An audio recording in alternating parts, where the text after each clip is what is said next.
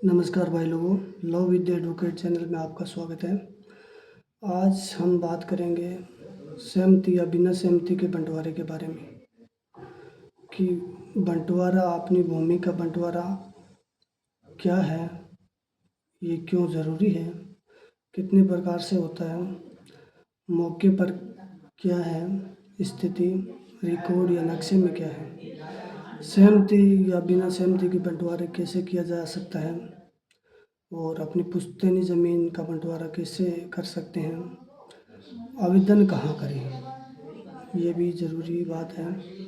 कितना इसमें खर्चा आएगा, लगभग कितना समय लगेगा, उसके बारे में अपने जानकारी आपको देना चाहता हूँ।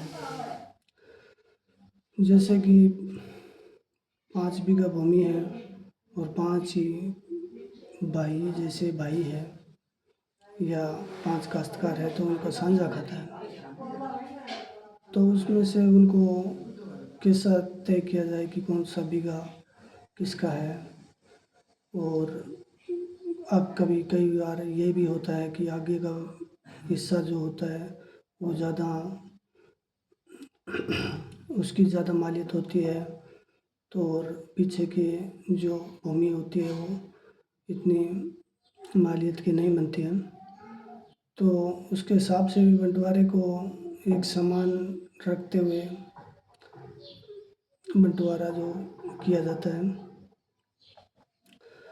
इसके बंटवारे के बगैर हमें कुछ नुकसान भी है, जैसे कल को अपनी भूमि पे बंटवारा कराने के बाद में केसीसी उठानी हो, लोन लेना हो कोई बैंक से, और अपना खाता बंटवारे के बाद अलग हो ही जाता है, आपको पता ही होगा।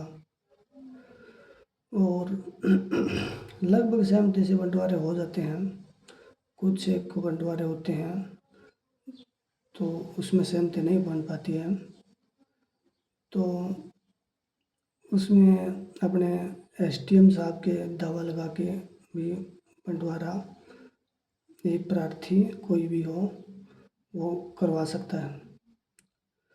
और वैसे तहसील से बंटवारा तहसीलदार साहब के वहाँ उपस्थिति दर्ज करके अपने अपने जो किला नंबर है वो बांट लेते हैं, तो बंटवारा वैसे भी हो जाता है। और आवेदन अपने तहसील में करना होता है, तहसीलदार साहब के समक्ष पेश करके इसमें हो जाता है। 5-7-10 हज़ार रुपये का, लगभग 5-7 हज़ार रुपये का लगभग खर्चा इसमें आ ही जाता है, और 5-10 दिनों का समय भी लगता है। तो यही है मोटी मोटी प्रक्रिया, इस हिसाब से अपने भूमि का बंटवारा कर सकते हैं। तो धन्यवाद भाइयों, लव विद एडवोकेट चैनल में जुड़ने के लिए आपका बहुत बहुत धन्यवाद। हमारे चैनल को सब्सक्राइब कीजिए। धन्यवाद।